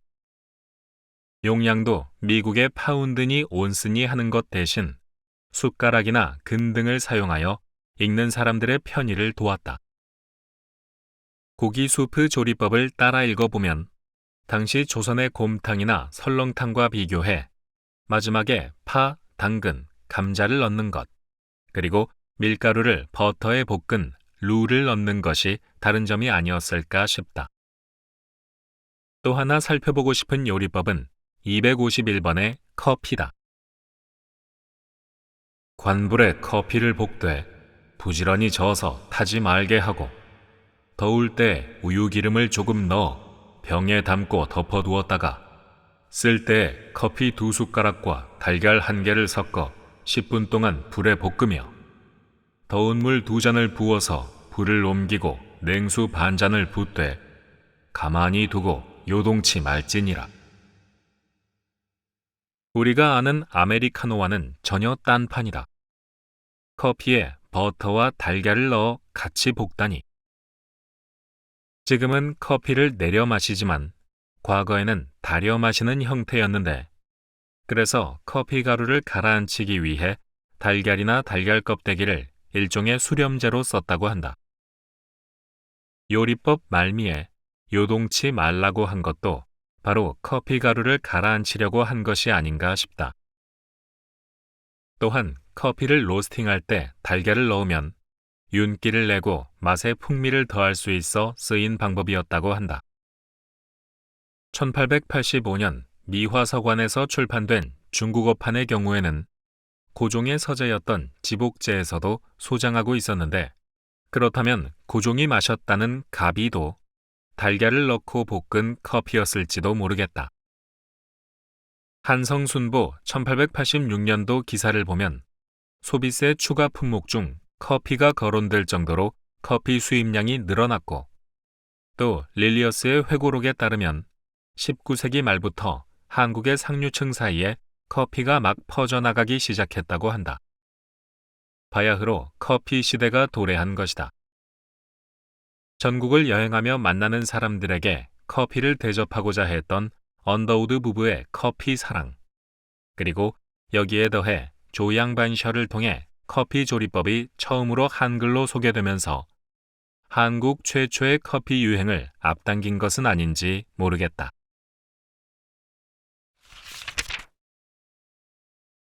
신약 성서 완성. 1887년 언더우드의 집에서 성서 번역위원회가 출범했고 1893년 조직이 개편되어 상임 성서 실행위원회로 재조직되었던 것은 앞서 살펴본 대로다. 1887년 언더우드가 아펜젤러와 함께 이수정역 마가복음의 개정판을 출판한 이후로 로스역 신약 성서 가운데 누가복음, 로마서, 요한복음 등이 개정되어 나오기도 했다.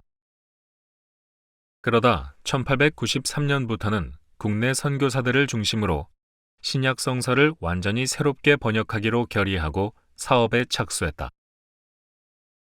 성서 번역자 위원회는 북장로회의 언더우드와 게일, 북감리회의 스크랜턴과 아펜젤러, 남장로회의 레이놀즈가 중심을 이루었고 영국 성공회의 트롤로프가 일부 번역을 도왔다. 이러한 신약 성서의 번역은 1900년까지 이어지는데 참여한 선교사별로 담당한 신약 성서의 각 부분들을 살펴보면 다음과 같다. 언더우드, 누가복음, 빌립보서, 골로새서, 디모데 전후서, 디도서, 요한 1, 2, 3서, 유다서. 아펜젤러, 마태복음, 마가복음, 고린도 전후서. 게일, 요한복음, 사도행전, 갈라디아서, 에베소서, 고린도 전후서, 요한계시록. 스크랜턴, 로마서, 야고보서, 히브리서, 베드로 전후서. 레이놀즈, 데살로니가 전후서. 조선인 지식인들이 선교사들과 짝을 이뤄 함께 번역에 참여했는데 언더우드 레이놀즈 김명준, 아펜젤러 조한규, 게일 정동명 이창직, 스크랜턴 최병헌, 트롤로프 홍준 등이었다.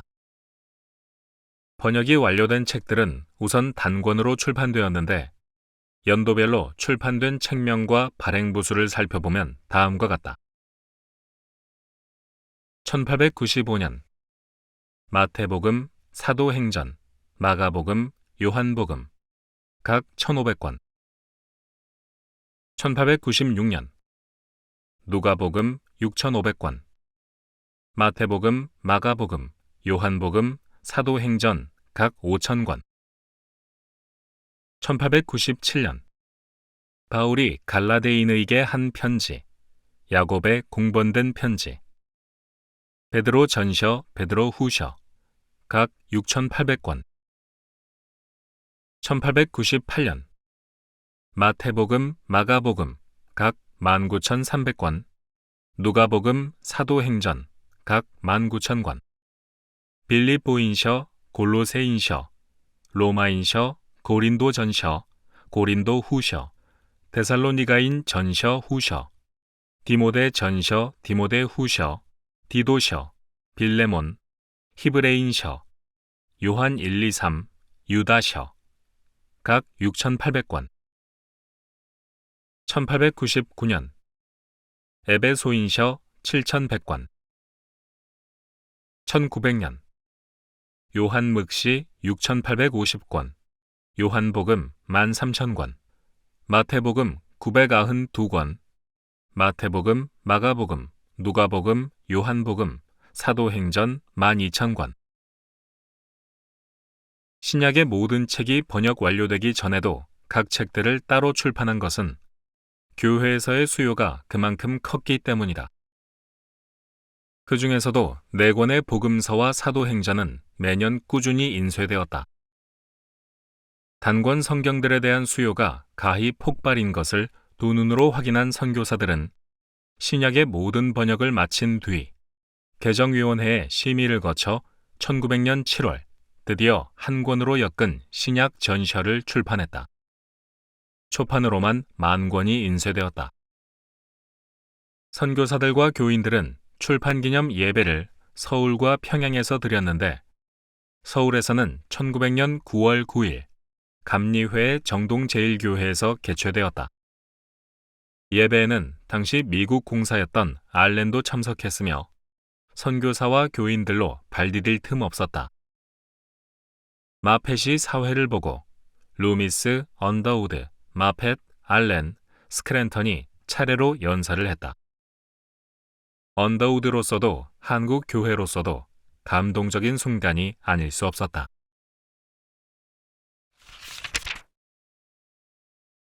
지방 전도 여행, 확산되는 교회. 춘생문 사건과 악원 파천으로 어지러운 가운데도 또 성서 번역과 신문 간행으로 바쁜 와중에도 언더우드는 전도 여행과 교회 설립을 게을리하지 않았다. 앞선 시기부터 언더우드는 꾸준히 교리서를 발행하여 그 교리서와 단권 복음서를 가득 싣고 황해도, 평안도 등의 북쪽 지역을 돌아다니며 판매했는데 그러한 책을 읽고 기독교를 배우고 싶다며 연락해오는 사람들이 눈에 띄게 늘어갔다. 예를 들어 일전에 복음서 몇 권을 사간 황해도 곡산 사람들이 있었다. 그 책을 동네 사람들과 돌려 읽은 후 많은 이가 기독교에 관심을 갖게 되었고 언더우드에게 직접 편지를 보내 한 번만 와서 성경을 가르쳐달라고 청했다.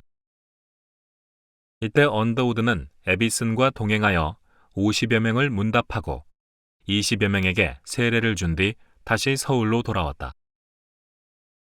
같은 시기 행주에서도 세례 희망자가 100명이나 된다는 편지를 받고 언더우드는 릴리어스와 어린 아들을 데리고 함께 행주를 방문하여 세례를 주었고 해주와 소래의 신도들을 만나기 위해 여행을 이어가기도 했다.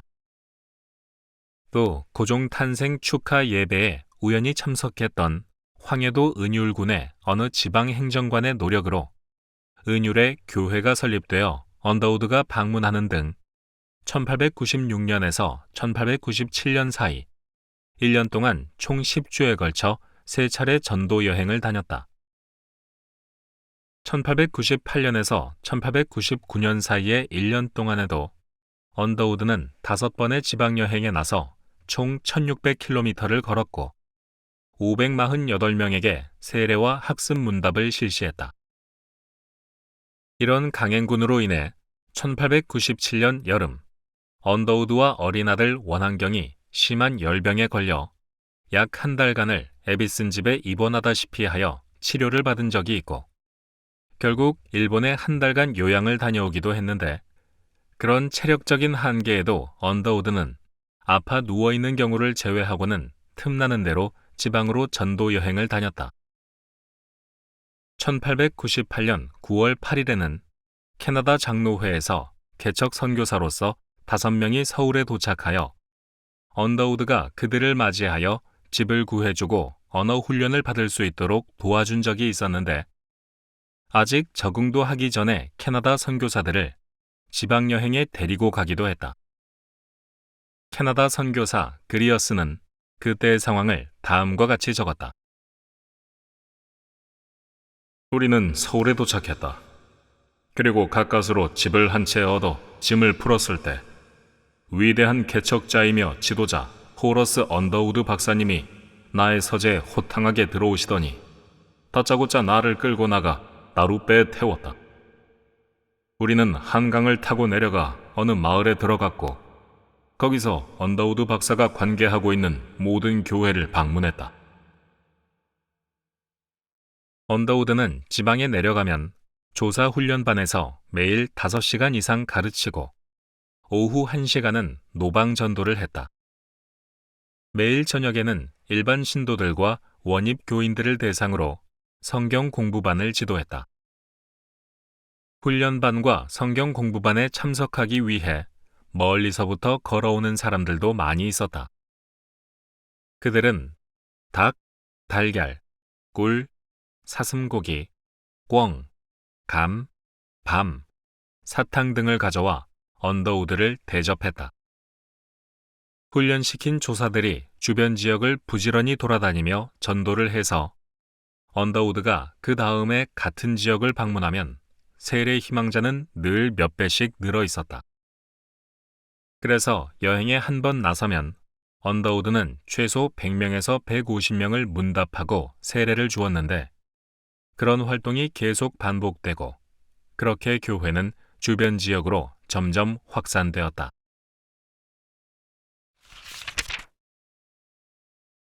도륙 밀지 사건. 그렇게 틈나는 대로 지방 전도 여행을 다니던 중 1900년 가을의 여행에서는 한 차례 큰 위기를 당하기도 한다. 사실 그것은 언더우드 일행에게만 닥친 위기가 아니었으며 한국 전체의 선교사와 교인에게 닥친 위기였다. 1900년 가을, 언더우드는 부인 릴리어스, 아들 원한경, 그리고 또 다른 여성 의료 선교사인 화이팅과 함께 전도 여행을 떠났다. 평양을 들러 삭계, 은율, 백령도, 소래, 해주, 장현, 온정, 조천, 송암, 박천, 풍천, 원통 등 약 800km 정도를 걸은 긴 여행이었다. 이때 은율에서 12명에게 세례를 주고 또 처음으로 백령도에 들러 자생한 중화동 교회에서 7명에게 세례를 주기도 하는 등 여느 때처럼 마을마다 들러 성경 공부를 지도하고 교회를 돌아보면서 11월 20일 황해도 해주에 도착했을 때였다. 일행이 숙소에서 짐을 풀고 있을 때 앞서 들렀던 은율에서 교인 한 사람이 황급히 쫓아와 종이 한 장을 보여주었다. 그 교인은 언더우드에게 급히 닿기 위해 무려 95km를 밤새 달려왔는데 그 종이는 고종 황제가 음력 10월 15일을 기해 전국의 모든 선교사와 기독교인들을 도륙하라는 명령을 내렸다는 내용을 담은 밀지였다.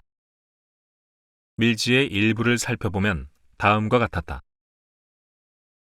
우리는 폐하의 밀조를 받아 이 통문을 돌려 모든 충성된 사람들과 함께 본조를 지지하기 위해서 일어나기를 요구한다.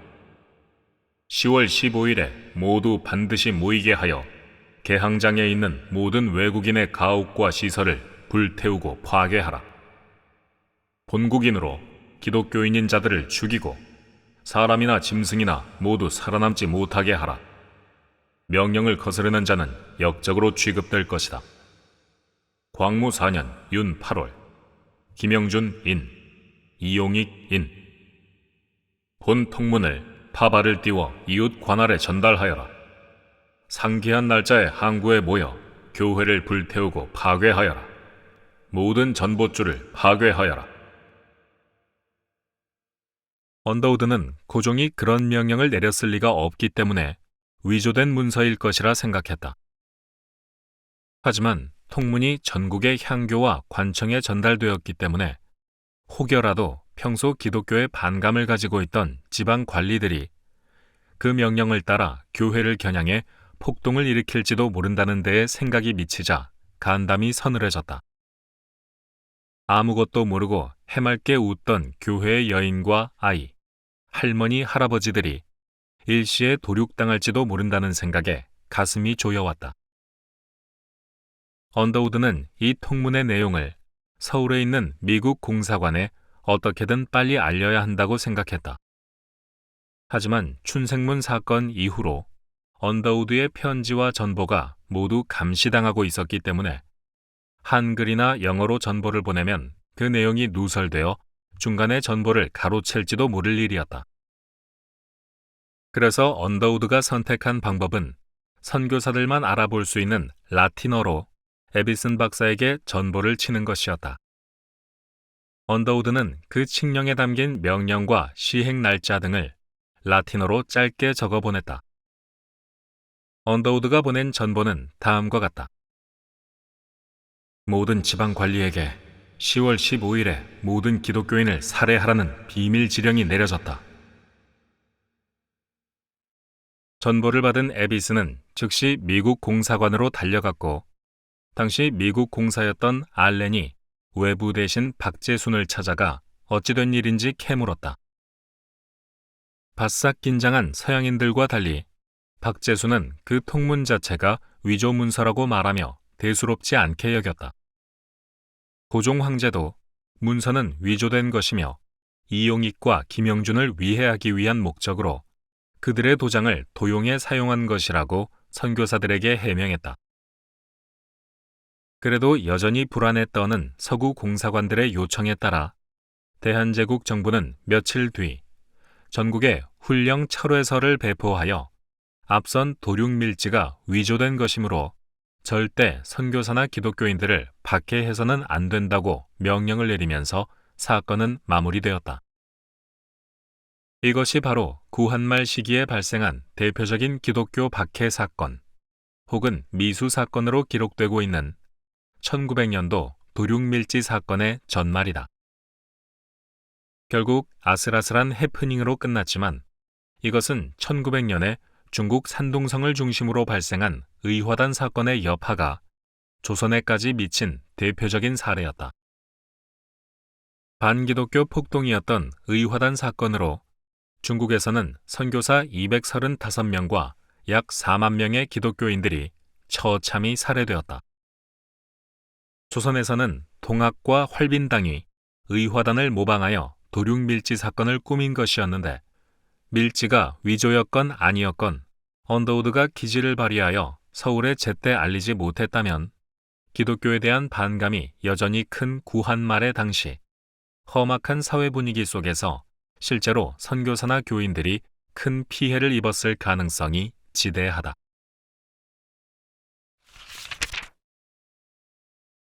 장로회 평양신학교의 개교. 옆 나라에서 일어난 의화단 사건이 한국 교회에 미친 또 다른 뜻밖의 영향은 바로 정교분리 정책의 확립과 신학교육의 활성화였다.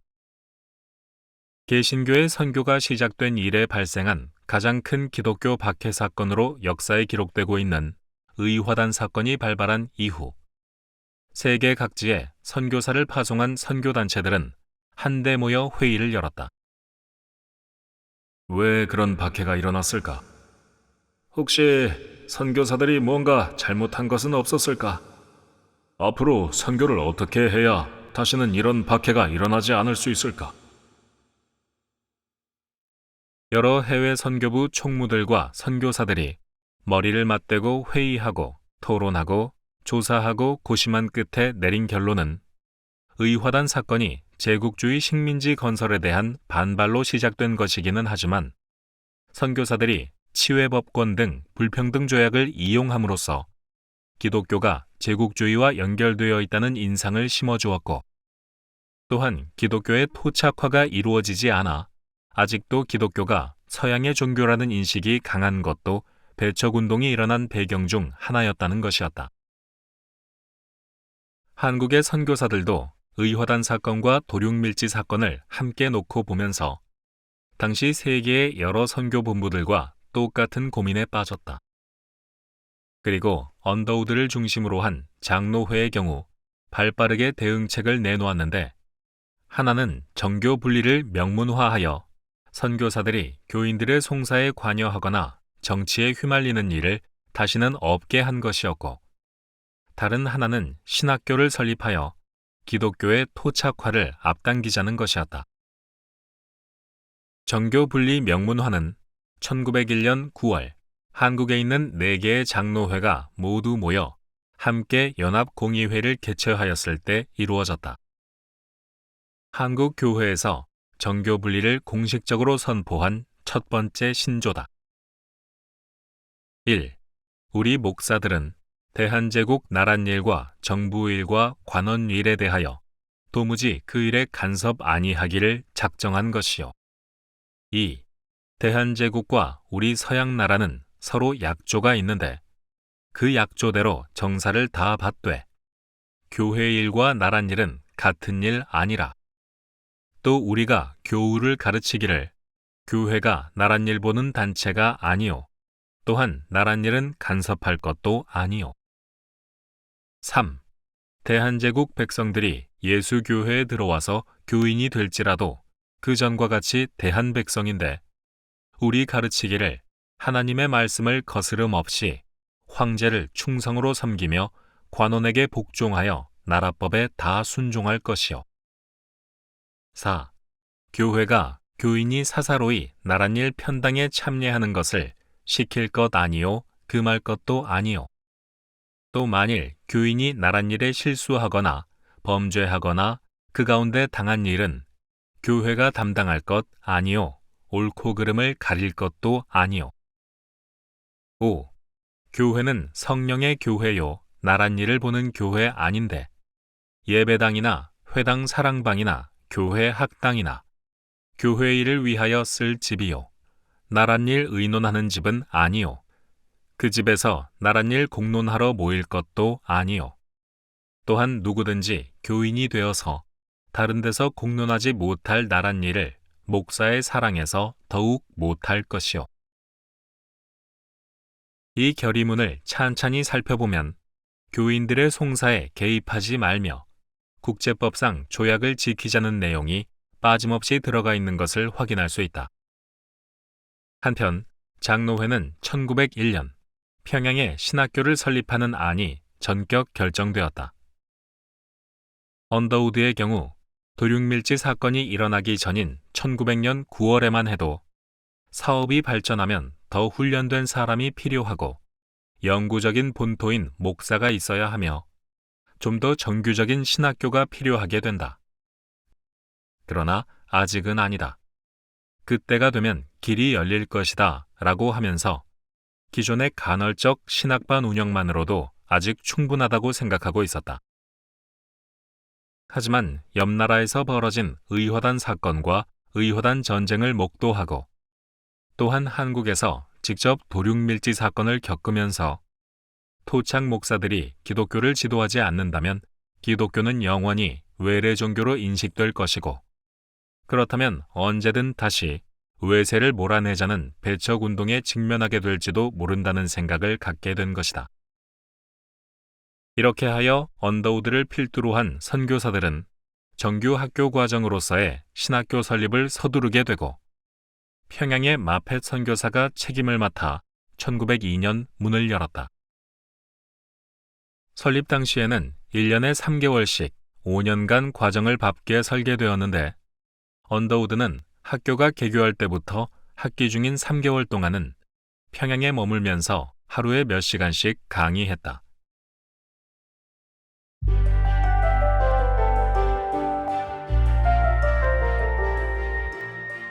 벽동의 구한말. 언더우드는 이렇게 정동과 광화문에서 여러 정치적 소용돌이에 휘말리는 가운데에도 성경과 찬송가 편찬, 그리스도 신문 창간, 콜레라 팬데믹 중 치료 및 구호 활동, 끝없는 순회 전도 여행과 도륙 밀지 사건, 그리고 평양 신학교 개교 등 여러 사역을 펼친 끝에 1901년 2차 안식년을 받아 가족과 함께 미국으로 향했다. 언더우드는 40세를 넘어서고 있었다.